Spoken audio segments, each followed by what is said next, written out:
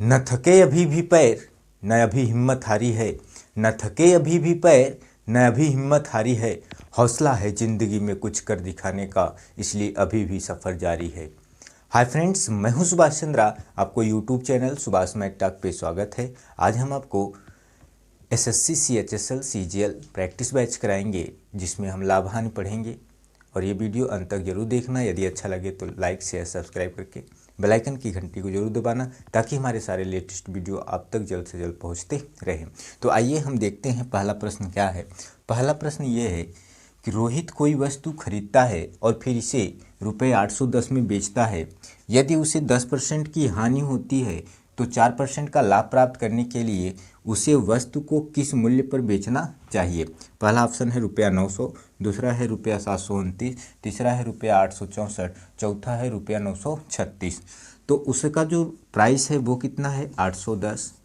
और पहले क्या प्राप्त कर रहा है, पहले हानि प्राप्त कर रहा है, इसके बाद लाभ प्राप्त करने के लिए कह रहा है कि किस मूल्य पर बेचना चाहिए। तो मेरी बात को ध्यान से सुनिएगा। यदि कभी भी लाभ दे हानि दे तो लाभ हानि हम पढ़ाए हैं, तो आप यहाँ से मेरी बात को सुनिएगा। जैसे मेरे पास क्या हुआ, 10% लाभ हुआ, तो यदि 10% लाभ हुआ तो मैं इसे लिखूँगा 110। मेरी बात को फिर से ध्यान से सुनिएगा। यदि मैं क्या कह रहा हूँ 10% का लाभ, तो मैं क्या कहूँगा 110/100। यदि मैं क्या कहा 90% की हानि हो रही है, यदि मैं क्या कहा 90% की हानि हो रही है, तो मैं क्या कहूँगा 10/100। यदि मैं क्या कहा, यदि मैं कहा 25% का लाभ हो रहा है, तो हम क्या कहेंगे 125/100। यदि मैं क्या कहा 20% की हानि हो रही है, तो हमें क्या करना है 80/100। अब मेरी बात को ध्यान से सुनिएगा। 10% का लाभ, परसेंट को हम 100 बोलते हैं, तो 10 जोड़ दिया तो 110/100। 90% की हानि, तो हमने क्या किया 100 में 90 घटा दिया तो 10/100। और 25% का लाभ, तो 100 में 25 जोड़ दिया तो 125/100। और 20% की हानि, तो 100 में 20 घटा दिया तो 80 क्या हो गया 100 हो गया। तो यहाँ पे ध्यान से इस बात को देखिएगा। कह रहा है 4% का लाभ हो रहा है, तो हम लिखेंगे 104, और बटे क्या लिखेंगे 10% की हानि, तो हम लिखेंगे 90। अब आप कहेंगे कि यहाँ का 100 कहाँ गया। मेरी बात को ध्यान से सुनिए। जब क्या मैं लिख रहा हूँ 4% का लाभ लिख रहा हूँ, तो मैं लिख सकता हूँ 104 बटे कितना 100, और गुणे, और मैं क्या कह रहा हूँ 10% की हानि, तो मैं लिख सकता हूँ 100/90। तो आप यहाँ पे ध्यान से देखिए, क्या हमारा यही बचा क्या 104/90। हमारा यही बचा क्या 104/90। तो वही चीज़ मैं यहाँ पे डायरेक्टली लिख दिया हूँ। 4% की हानि तो 104, 10% सॉरी 4% का लाभ तो 104, और 10% की हानि तो 90। अब आप ध्यान से यहाँ पे देखिए, ये इससे कट गया 9 निया 81, तो 104 नौइया हो जाएगा 936, और 936 हमारा क्या रहा आंसर रहा।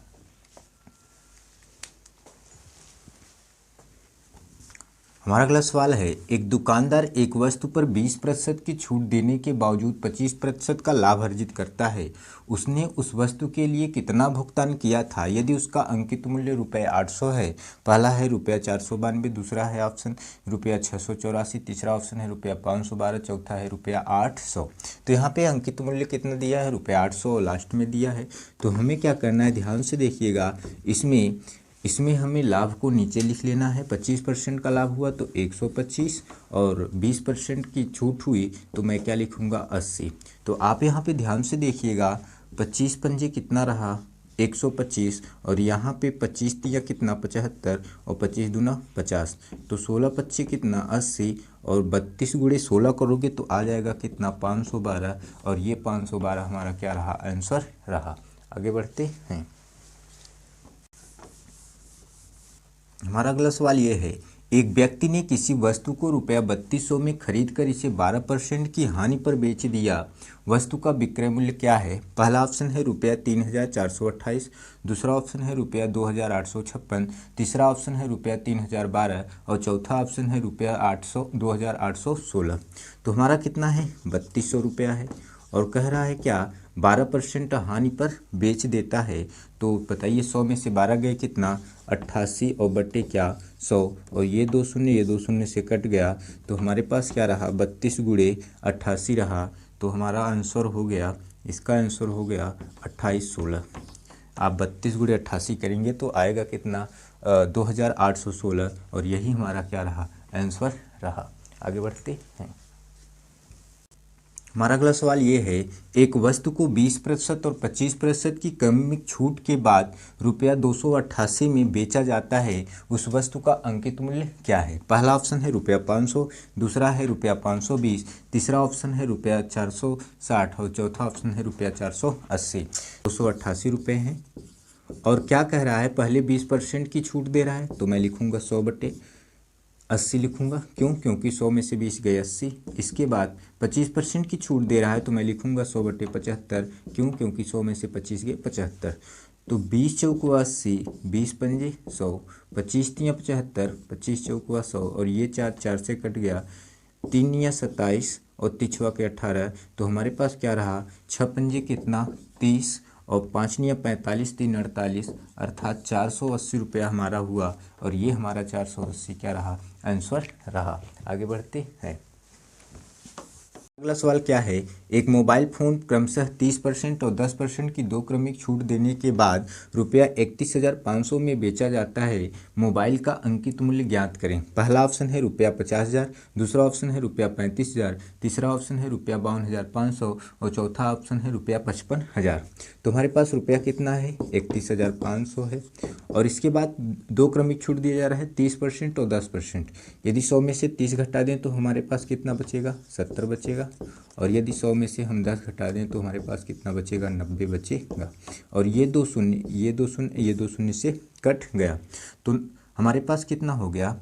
यहाँ पे ध्यान से देखिए, 9 से अगर मैं काटूँ 9 त्रिक कितना रहा 27 रहा, तो यहाँ पे 4 बचा 45 हुआ, 9 बचे 45 और 7 बचे कितना 35। तो हमारे पास 5 रहा और ये 2 2 4 शून्य, ये हमारे पास क्या रहा 50,000 हमारा क्या रहा आंसर रहा। हमारा अगला सवाल ये है, ए ने दो वस्तुएं क्रमशः रुपया 200 और रुपया 300 में खरीदी, उन्हें 5% और 10% के लाभ पर बेच दिया, उसका कुल मूल्य प्रतिशत क्या था। पहला 9, दूसरा 8, तीसरा 5, चौथा 6।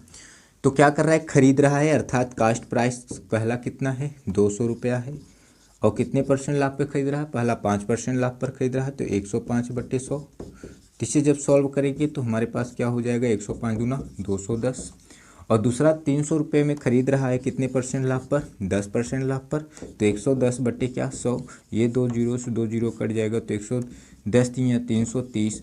अब ये जो हमारा रहा ये हमारा कास्ट प्राइस 200 और 300 जब खरीदा था कितने में 500 रुपये में कास्ट प्राइस अर्थात क्रय मूल्य, और दोनों जो हमारा है ये जो आ रहा है वो क्या आ रहा है 540 आ रहा है, ये क्या है सेलिंग प्राइस अर्थात विक्रय मूल्य। तो लेकिन सवाल में कह रहा है कि कुल मूल्य प्रतिशत क्या होगा, तो लाभ प्रतिशत बराबर आप हमें बताइए क्या होता है, तो होता है SP माइनस CP अपान CP गुणे 100। तो अर्थात क्या कह रहा हूँ विक्रय मूल्य माइनस क्रय मूल्य अपान क्रय मूल्य गुणे 100। तो आप हमें बताइए SP कितना है 540 है और इसके बाद CP कितना है CP 500 है और बटे क्या लिखेंगे बटे 500 लिखेंगे गुणे क्या 100। तो ये 2 शून्य से कट गया तो हमारे पास ये कितना रहा 40/5 रहा, तो 5 अट्ठू कितना 40। तो हमारा आंसर क्या रहा 8% और 8 हमारा ये क्या रहा आंसर रहा। हमारा अगला सवाल ये है, 33 पुस्तकों का क्रय मूल्य उतना ही है जितना X पुस्तकों का विक्रय मूल्य है, यदि लाभ 10% है तो X का मान क्या होगा। पहला 30, दूसरा 20, तीसरा 40, चौथा 10। कह रहा है 33 पुस्तकों का क्रय मूल्य अर्थात 33 पुस्तकों का क्रय मूल्य जितना है उतना ही X पुस्तकों का विक्रय मूल्य है। तो आप यहाँ ध्यान से देखिएगा विक्रय मूल्य 33 रहा और क्रय मूल्य कितना रहा X रहा। विक्रय मूल्य अर्थात SP कितना रहा 33 रहा, क्रय मूल्य CP कितना रहा X रहा।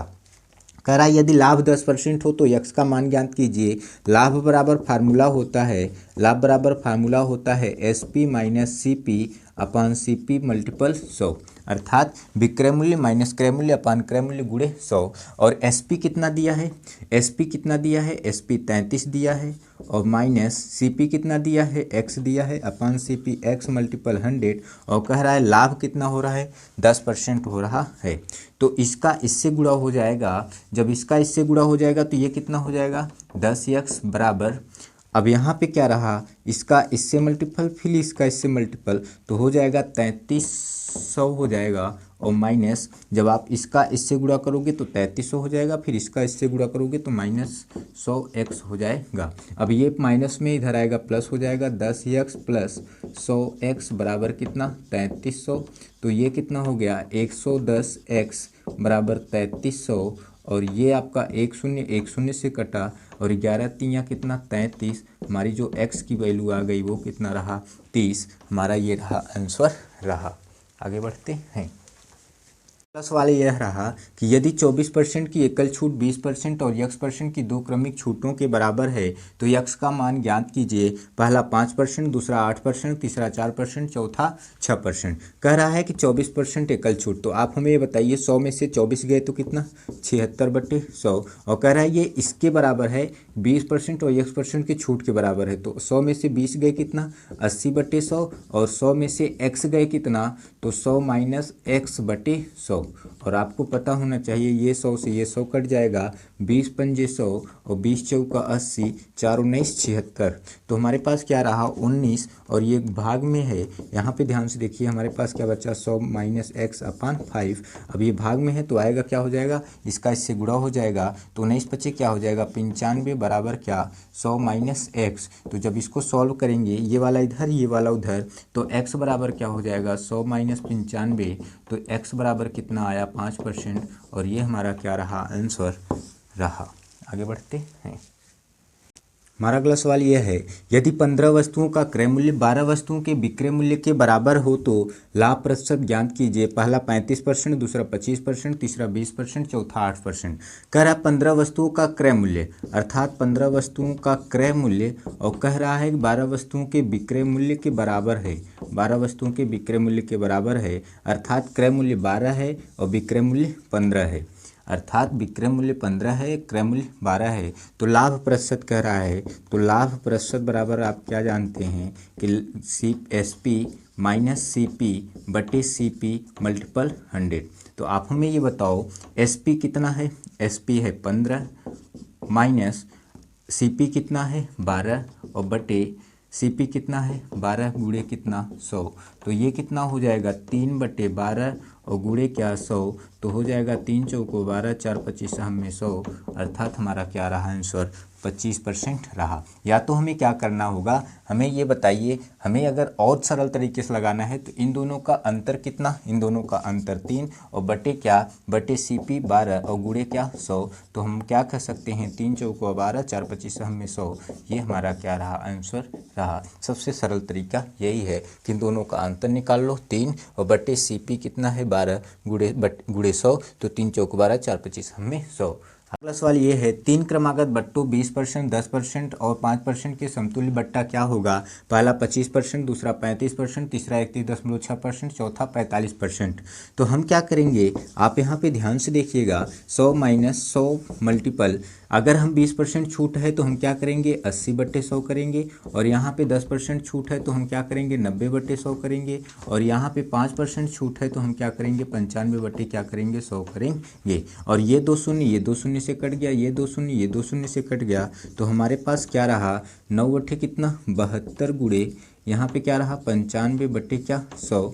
तो हम इसे जब सॉल्व करेंगे तो हमारे पास क्या हो जाएगा ये हमारे पास हो जाएगा 6840। जब आप इसका मल्टीपल करेंगे 72 गुणे 95 तो 6840 और बटे क्या 100 और ये शून्य से शून्य कट गया तो हमारे पास क्या रहा 100 माइनस हमारे पास ये रहा 100 माइनस हम अगर 1 0 है तो 1 दशमलव लगा सकते हैं 68.4।